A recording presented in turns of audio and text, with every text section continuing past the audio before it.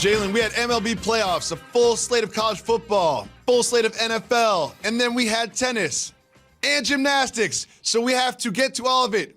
So it's time for me and you to keep it moving. If you want to discuss the topic, you say hit the brakes. If not, me, you, and Method Man jump in the minivan and keep it moving. Are you ready, Mr. Rose? Let's get it.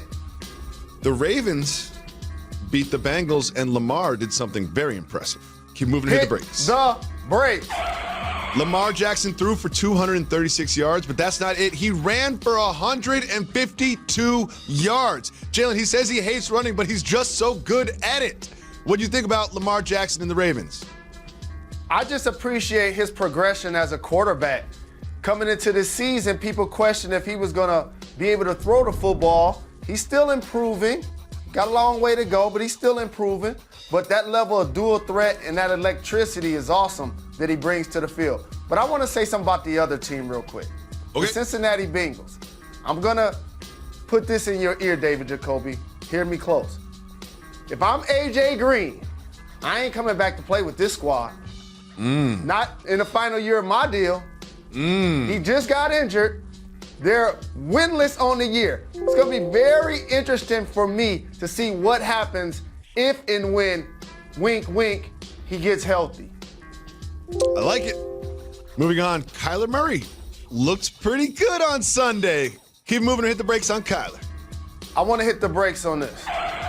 Well, this was against the Falcons, and we always do this thing where you say this is the best win, this is the most surprising result, and this is the worst loss. You had this loss to the Cardinals as the worst loss of the weekend. Why is that, Mr. Rose? Now, correct me if I'm wrong, and I don't take any joy of saying that somebody should potentially lose their job. But this is the third week in a row that I felt like this was the worst loss of the week. The Atlanta Falcons are way too talented to be losing like this. I believe that this might ultimately cost Dan Quinn his job.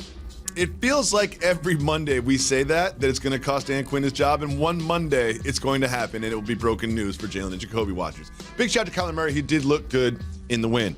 Moving on, the Washington team and the Dolphins played a football game, and one of those teams actually came away with the victory. Keep it moving or hit the brakes. Dwayne Haskins, Mike McCarthy, quarterback whisperer. Keep it moving. We keep it moving. We're going to keep it moving. We keep it moving. It was a very interesting day for a gentleman by the name of Marcus Mariota. Keep it moving or hit the brakes. Keep it moving. They got shut out. We keep it moving. We keep it moving. Simone Biles made more Hit the brakes! history. At the World Gymnastics Championships, she won her 24th and 25th career medal. I love this little spin. I can't do that. And she now has become the most decorated gold medal winner in World Gymnastics Championships history. Jalen, is this story and her successes over the past years gone a little under the radar in terms of national recognition? That's why I appreciate that we have this platform that we could cover whatever we choose. And I tell you what, that young lady is phenomenal. She has a magnetic personality, a terrific smile. I love seeing the video of her boyfriend cheering for her and rooting her on. 25 total medals. 19 of them are gold. That is phenomenal. Is she the greatest gymnast of all time?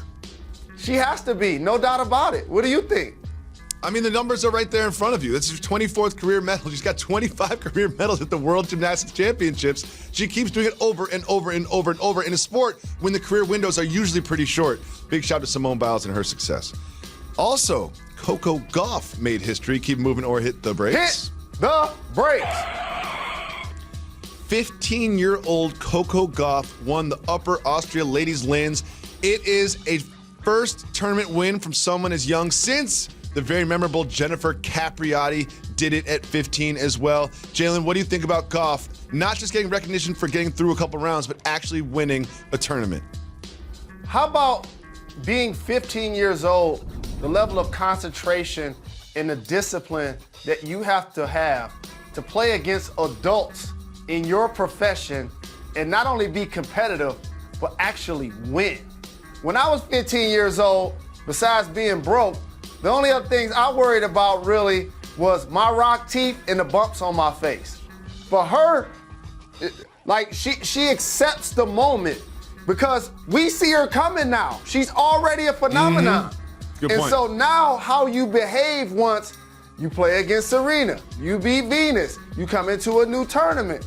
And for her to get it done the way she's getting it done, it's truly phenomenal.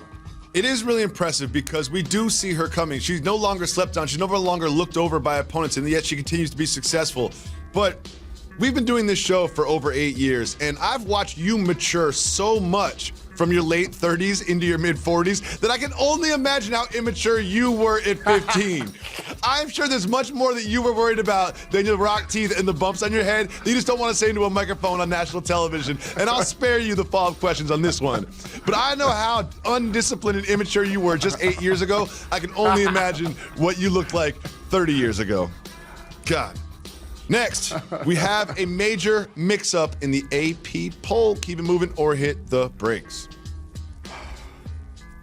Hit the brakes. All right, we're gonna hit the brakes. Well, I don't know if you'll notice, but a team that was in the top 4 is no longer there. Georgia lost to South Carolina, and LSU jumps all the way up to number 2. And later in the season, we will have a matchup between number 1 and number 2. Cannot wait for that game. I don't see Michigan on I knew you were going there. And when we introduced this topic, I'm pretty sure a couple of people that know the teams that I love, Michigan and the Hurricanes, why was I shaking my head? For those that don't know, my daughter Mariah's a sophomore at Georgia, and she was at the game. Big shout to Mariah. So I have a soft spot for their squad, and I root for them to do well. Big shout to Mariah. Because she is a Bulldog, I will now be a Bulldog fan and root for them to get back to the playoffs in playoff position. Michigan Wolverines did something a little crazy over the weekend. Keep moving or hit the brakes. We definitely need to hit the brakes. They had 295 rushing yards in a win against Illinois. Jalen, how encouraging is that after their loss early in the season in Wisconsin? It's really encouraging because these are character wins. So when you get thumped by Wisconsin, the next couple of weeks, that really shows what you're made of. The character of a team. Is the coach going to lose the locker room, so to speak? And so for them to regroup and have a couple of quality wins, I'm encouraged. And that builds a little momentum because the next 2 weeks on Michigan's schedule, it's not Michigan State, it's not Ohio State, it's not those big games, but you then have to face Penn State. Oh, they're number 7. And then the week after that, you have to face Notre Dame. They're number 8. So this season can really go a couple of ways. I don't want to be too positive about the Michigan Wolverines and jinx them, but if they get a couple wins, and if suddenly they took down a couple top 10 ranked teams, that could really make a case for them when it comes time for Big Ten championships and big games against Ohio State. When you start talking about strength of schedule, does it get any rougher than the Michigan Wolverines? Iowa was you no slouch mentioned either it last week. Penn State, Notre Dame, Michigan State is our rival, and we still have Ohio State on the schedule. So 1 week at a time, that's the focus, 1 week at a time.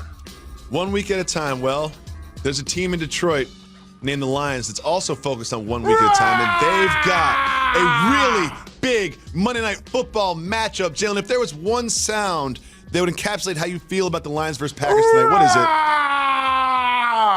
We'll see what that sounds like tomorrow. Jalen Jacoby continues after this.